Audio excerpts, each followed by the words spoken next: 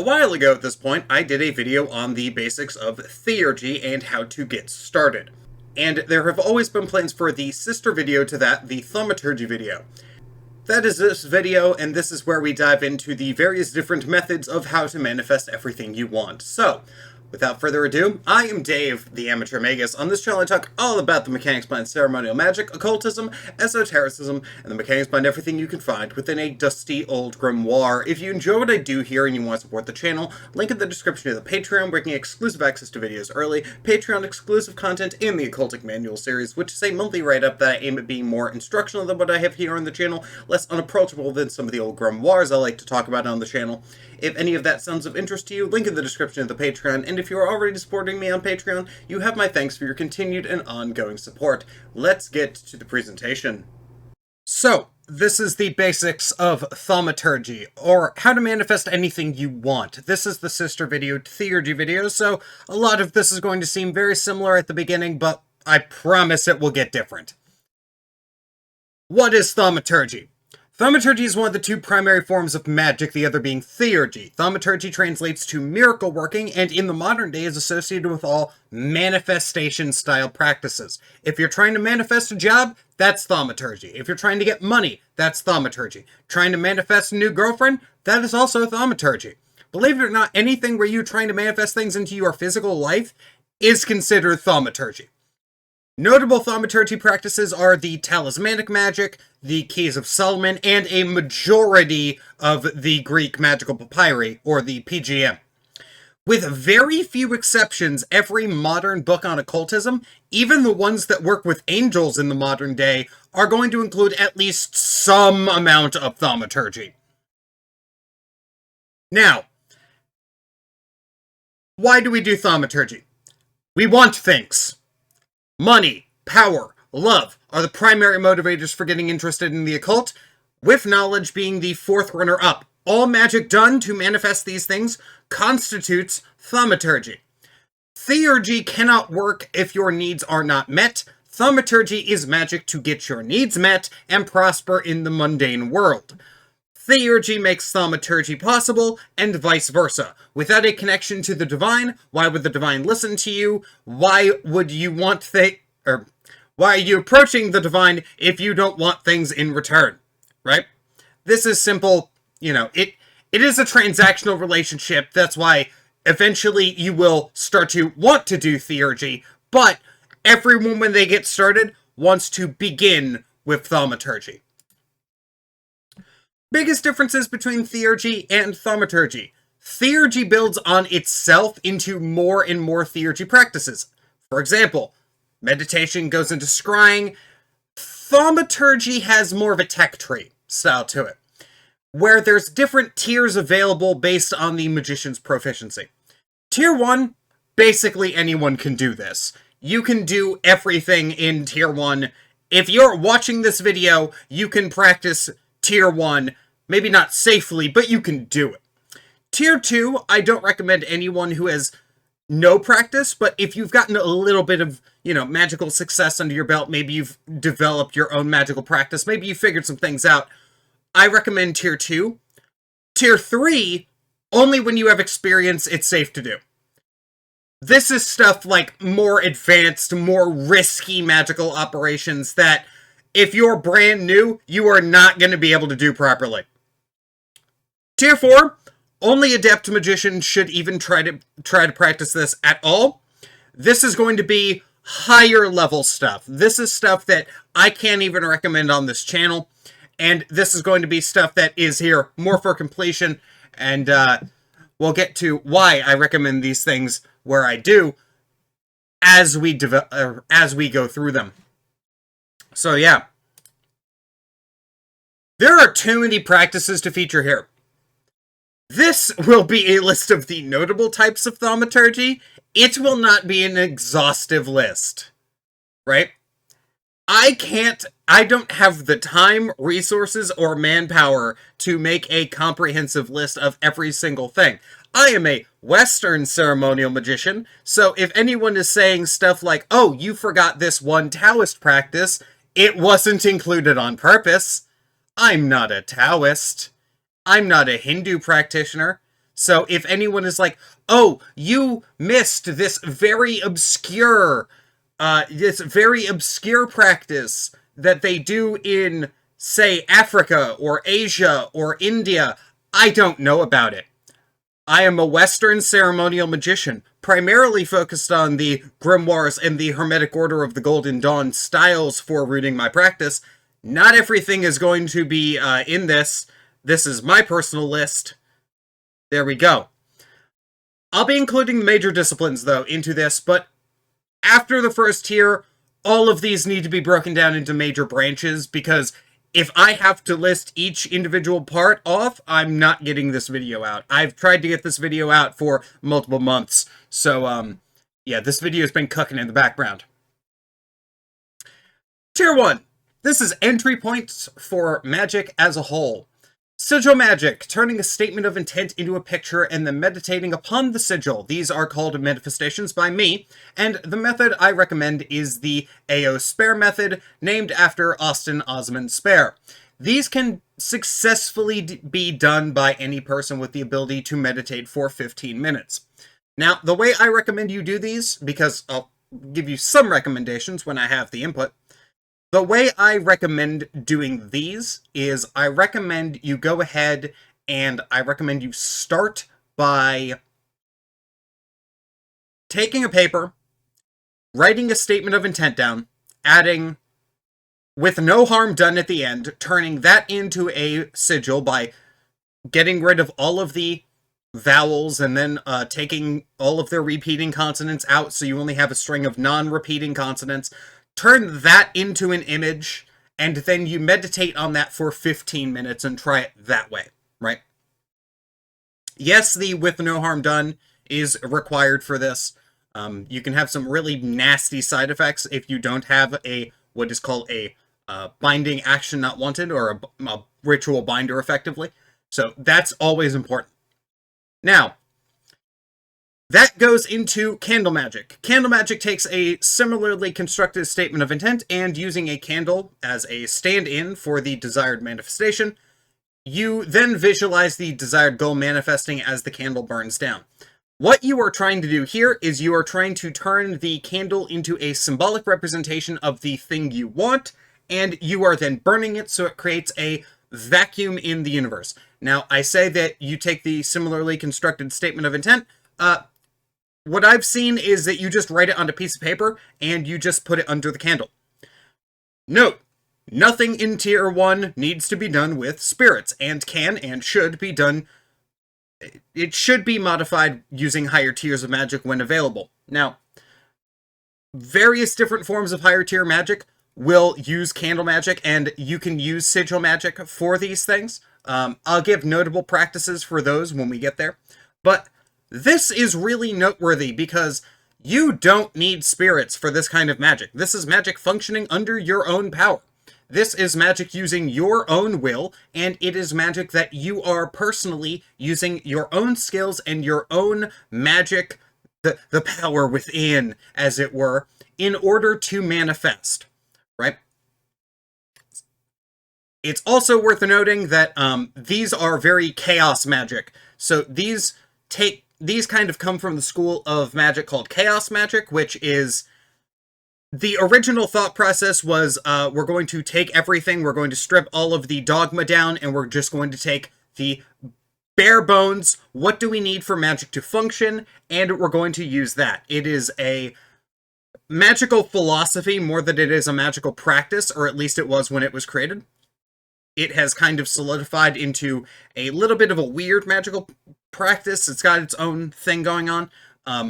But these are very basic practices that chaos magic has given us, that has been developed over time, and these are fairly strong, I would say, and these can be an entire practice in and of themselves if you don't have the ability, desire, or resources to continue with the higher tiers of magic. Tier 2. Now we're going straight into elemental magic because this is the ceremonial magic's base square one. Now, elemental magic is invoking an element or an element into your magical space in order to assist with carrying out or causing a manifestation. to happen or sending elementals to do a task for you. Now, earth elementals, easiest to work with. These are for all matters of health, money, and life foundations. These are the slowest elementals. Air elementals, more difficult to work with due to being more scatterbrained, for all matters involving the mind, ideas, and communications. Air elementals are not nearly as aggressive. They're not aggressive. None of the elementals, until we get to like water and fire elementals, are really aggressive, but I'll get into those when I get there. Air elementals are more... They have trouble focusing because they have an idea. They're constantly in the world of ideas, and they go, ooh, what's that idea? Ooh, that's a good idea. Ooh, that's a good idea. And they constantly like flitter between all of these different ideas, and they bounce around a lot. If you've ever seen flowers in the wind, or like flower petals, those little dandelions, and you see those going all over the place in the springtime when they're like flying around, that's kind of how our elementals think. They kind of think less in a direct point A to point B approach, which is actually funny because that's actually an advantage that earth elementals have over air elementals, is that they are very nose to the grindstone, so to speak. It's also worth noting that a lot of metaphors and wordplay can get applied to these, right? For example, elementals quite literally and metaphorically have their heads in the clouds. It is said that air elementals reside in the air, and so they're going to obviously have their head in the clouds. Earth elementals, earth elementals are the salt of the earth. Quite literally, they are said to live in the earth, and specifically the, pure form of the element of earth that most occultists are going to be using is salt, right? Water elementals, the most emotional element. For all matters involving emotions, anything that flows, and psychic abilities. Water elementals get a notable warning in a lot of grimoires, and that is because they are said to be the most beautiful of elemental spirits. They are said to be the most attractive, and that is because, well, love is an emotion, desire is also a kind of emotion, and water elementals reflect what you desire back at you, right? You kind of see what you want in a water elemental, and that is why they are said to be dangerous. Now, it's also worth noting that water elementals can be, some of them can be quite pleasant to work with, some of them are very happy, very positive emotions, and some of them embody darker emotions, right? We'll get into later in this, I'll explain a little bit about the zodiac, but, for those of you who understand the element of water, Scorpio, Pisces, and Cancer are all water signs, but they're all very different. A Scorpio and a Cancerian water elemental are going to appear very different, especially in terms of their mannerisms. The final elementals are going to be fire elementals, the most high energy and the most potentially dangerous, for all matters involving energy, motivation, and movement. Now, here's the thing about fire elementals. Fire elementals are the most actually destructive. If you think about the element of fire, the fires need something to burn in order to keep going.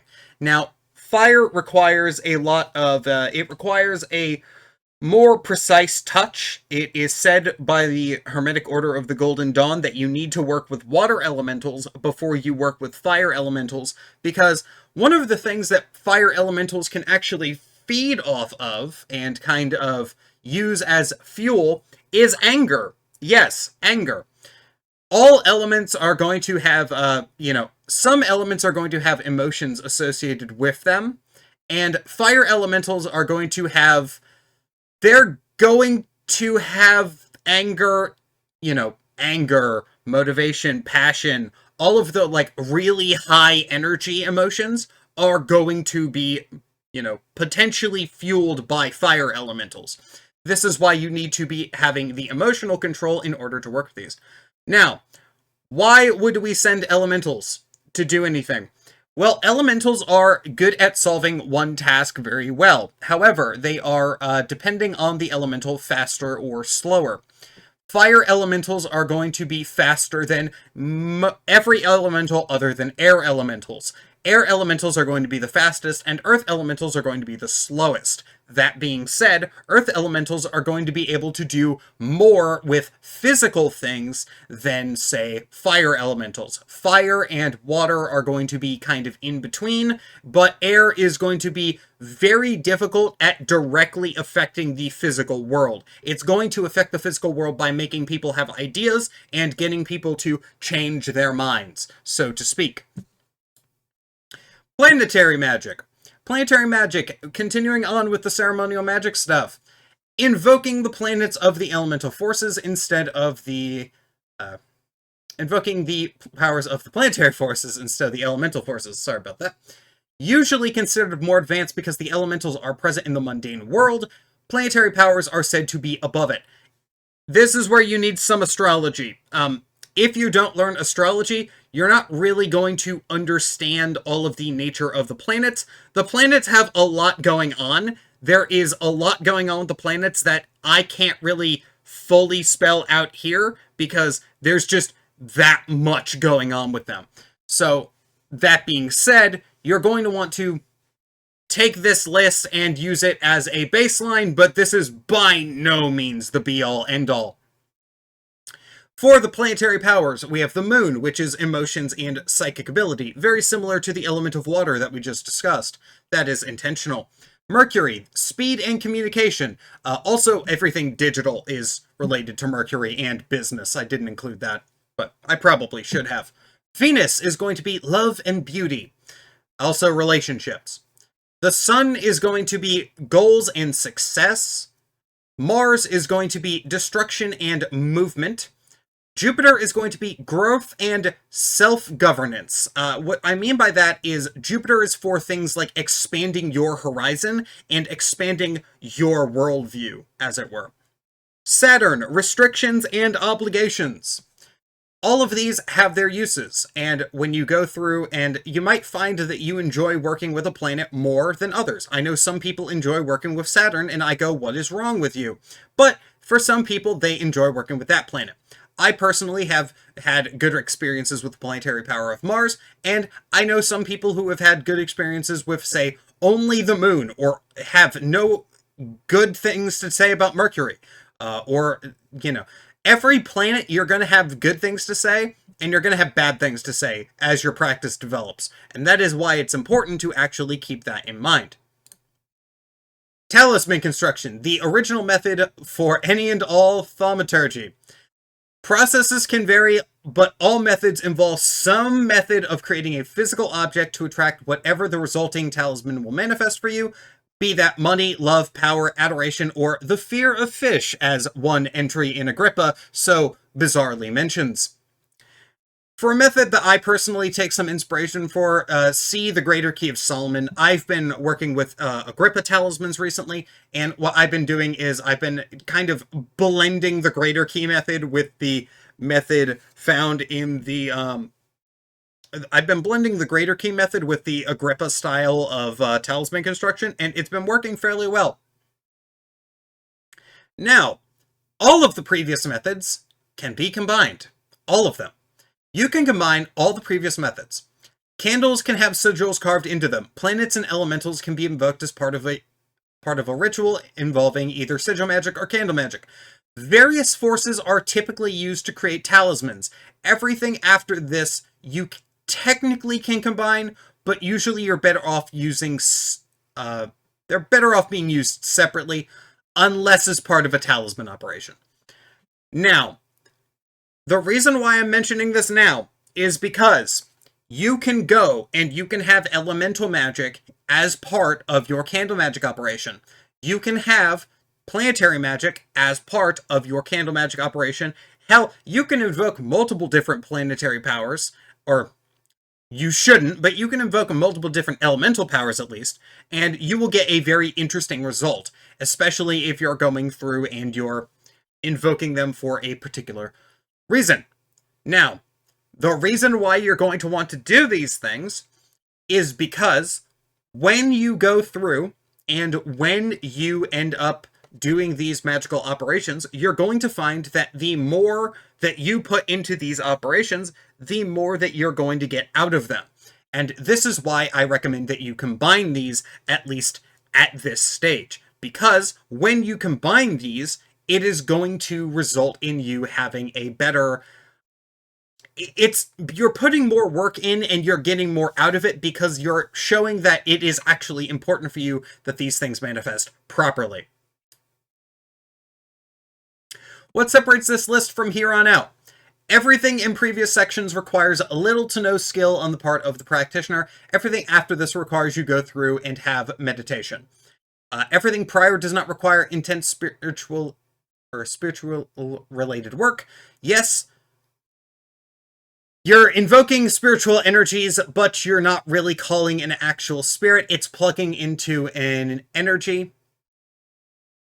Basically, everything after this requires some form of evocation, easing from easy to difficult. I've personally laid out this list in terms of what I believe is going to be easy, and what I have found to be more difficult. So, from that being said, from here on out, we're going to kind of ease into how it's going to work, and we're going to go from the easy to hard. And you're going to notice that these are going to have tiers labeled on them as well. These tiers, depending on how you are starting it, can be either tier 2 or 3. Some of the later ones might be tier 4, but for the most part, it's going to be, we're just going to start from tier 2 to tier 3. Tier 2 begins with Angelology. There are 4 archangels of the elements, 7 planetary, 10 Kabbalistic, 12 zodiacal, 42 of the Anabacoach, and 72 associated with the Shemham Varash.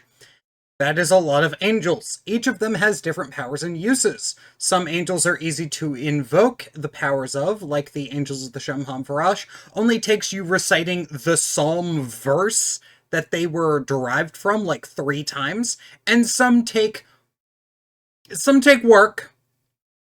The Archangel of Binah, Zothkiel, is notably one of the more difficult... More difficult is a bit of an understatement, but they're more... they're less easily contacted. The Archangel Michael is just the 7 penitential psalms. The Angel Haniel is just reading the Song of Songs. There are really easy methods for calling up some of these angels.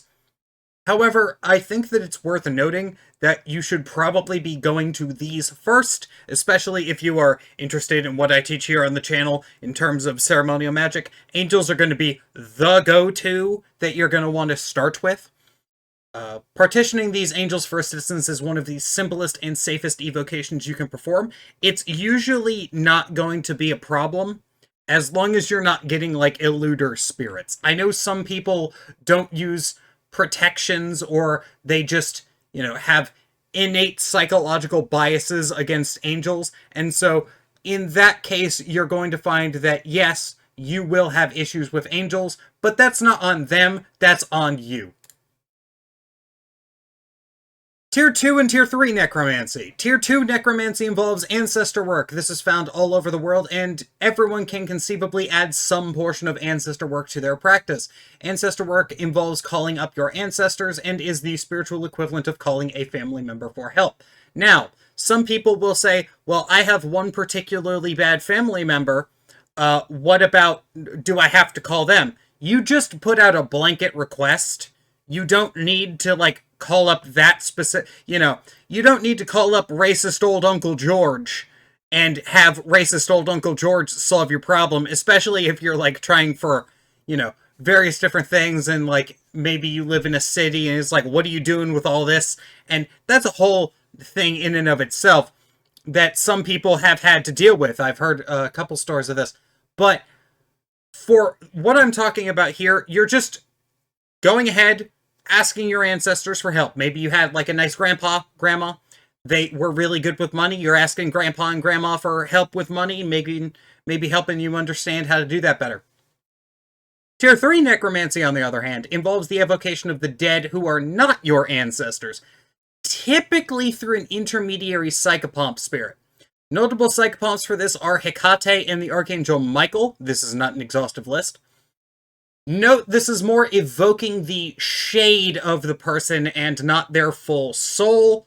Explanation of that would require the full theory of the multi-part soul. I made a video about that. It's, go watch that if you're interested. But for this, necromancy is going to be, you're calling up a spirit who can bring the shade or the, a image of that spirit of the dead to you, and then you are going to communicate with that spirit of the dead. In old Christian necromancy texts, this was actually fairly common. This was actually more common than demon evocation, believe it or not. And what you would do is you would call up the spirit of a recently deceased person, and you would make a deal with them to pray to get them into heaven if they did a job for you. And then, now the problem is you need to uphold your end of the deal, which, can be hard to remember sometimes. But you need to, that would be tier 3 as well. But for this is just general necromancy. What we would consider necromancy is tier 3. Also tier 2 and 3. Tier 2 is going to be the Olympic Planetary Spirits of the Orbital. Technically, these are so easy they belong in tier 1, but most spirit and grimoire magic makes people overthink, so I'm putting it a tier above because, honestly, most people, when they see the Orbital, they actually freak out. Because they're like, oh, that's too easy. Why is that the case? There is a lot to be said about how easy the Orbital is. And personally, I think it's one of the go-to, like, if you're learning grimoire magic, you should go to the Orbital first. But if you're just starting out, I think it's a little too advanced because not because it's too advanced, but because it might spook you. That's what I would say. Tier 3, Planetary Intelligences and Daemons from Agrippa. These are traditionally supposed to be inscribed into talismans. However, in modern day, we will often invoke these spirits together. The Planetary Intelligence is said to be the benefic spirit who rules over the more rebellious and potentially hostile Planetary Daemon. Not demons.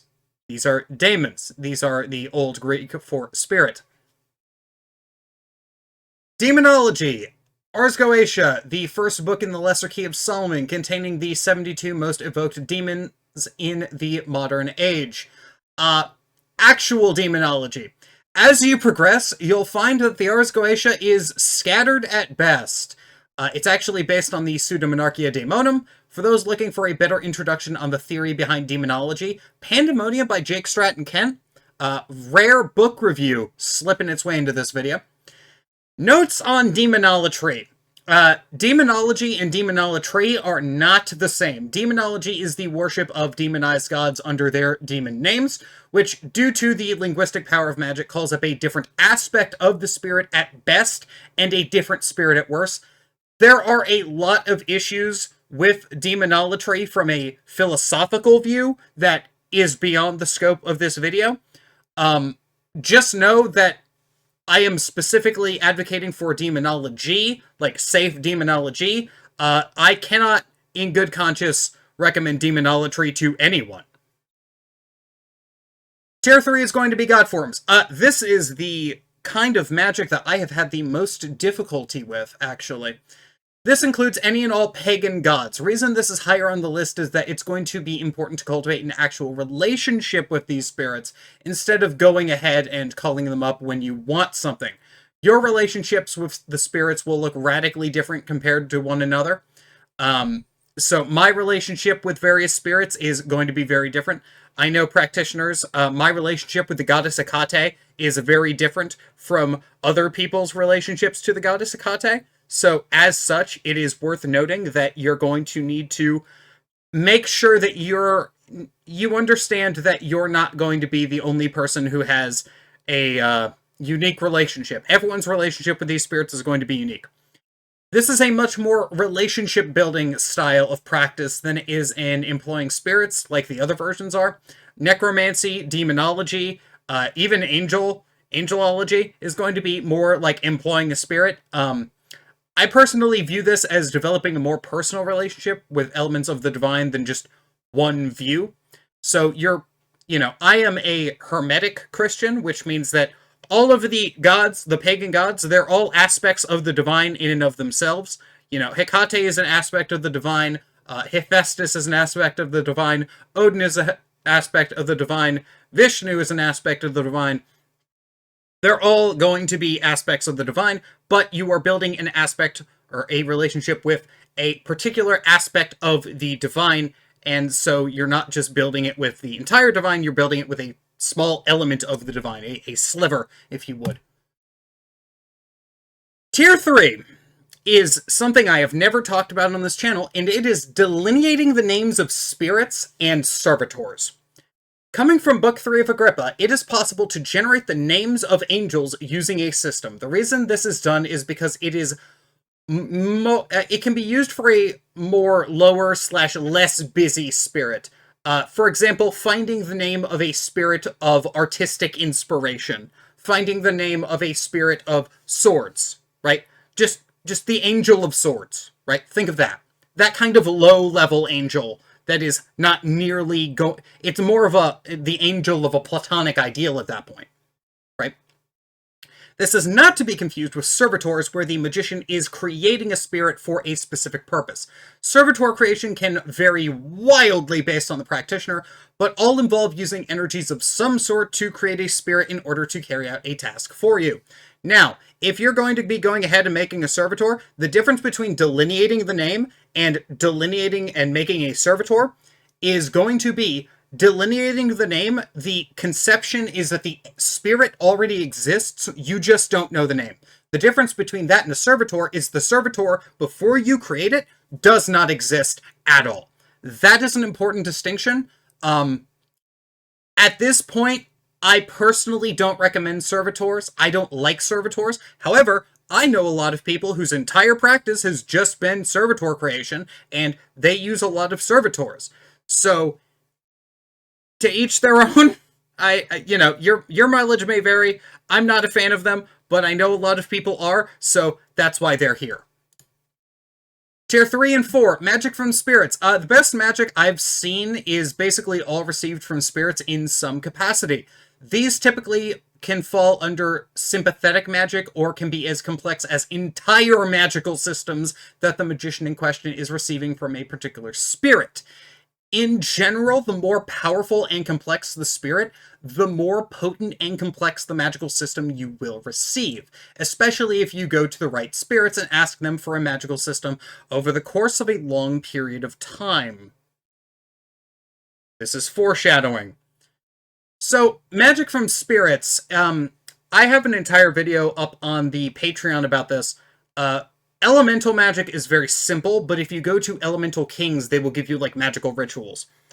I got a simple banishing ritual from a fire elemental that was basically just write your problem down on a piece of paper, put it into a fire, and say a small prayer asking God to harmlessly take it away from you, right?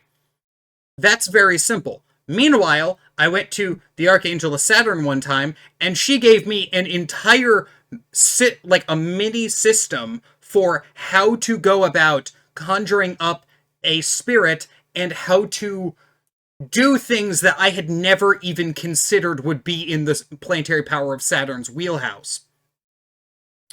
And this is not even the most powerful of these.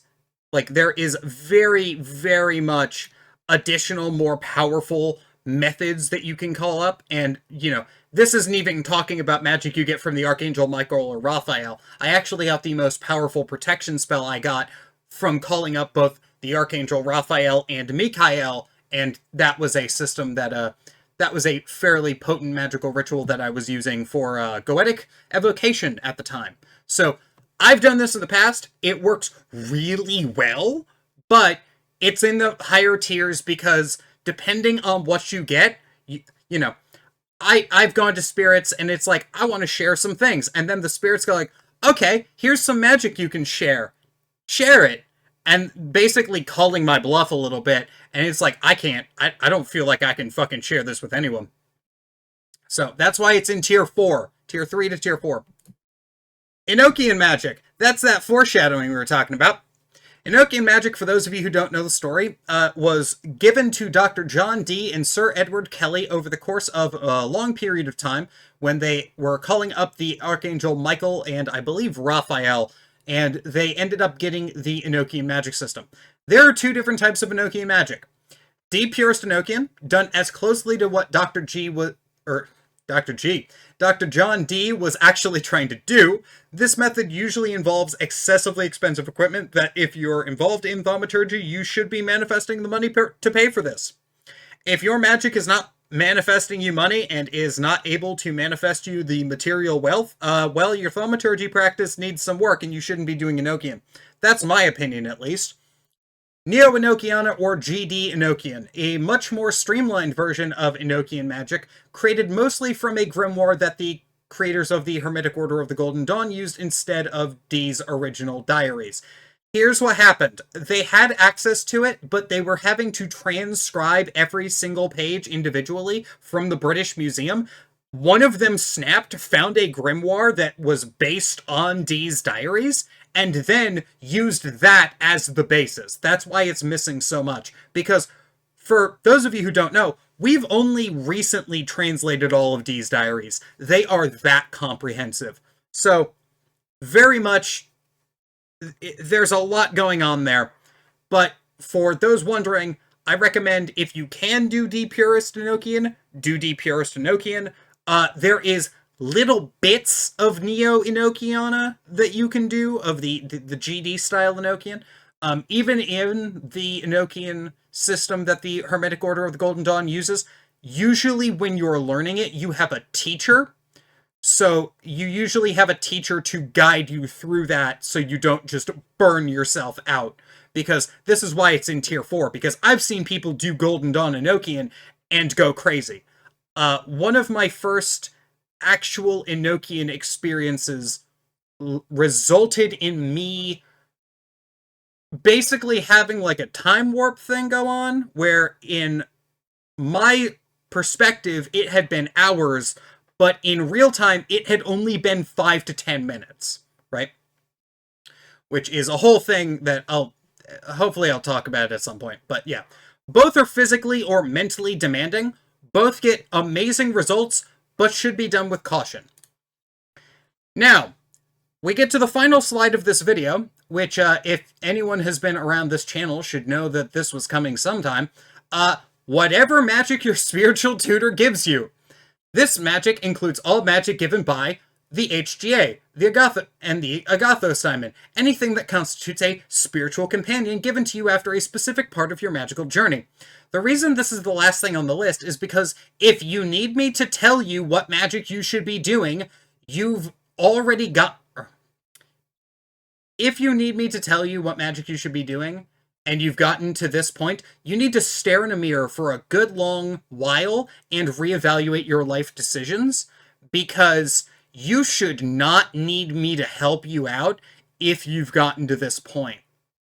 This is the last method of thaumaturgy people will gain access to and need, because that HGA is going to give you all of the magic you will need. That is all you are going to need. That's all you're going to need. And that is where this is going to end. So, yeah. A lot of I missed a lot. I feel like I missed a lot. There's probably a lot of different subsystems that I just missed. I didn't talk about zodiacal magic. I didn't talk about, like, advanced planetary magic or advanced astrological magic, but I probably should have. This was very much just touching the kind of major overarching branches of this. So, hopefully that makes sense to everyone involved. Hopefully that makes sense to everyone. But yeah. I am Dave the Amateur Magus. Hope everyone is having a good day. Hope this video helped you out and gave you kind of a little bit of a course to set on your magical journey. Hope everyone is having a good day. If you're not having a good day, hope your day gets better. Take it easy. Take care. And I will see you next time.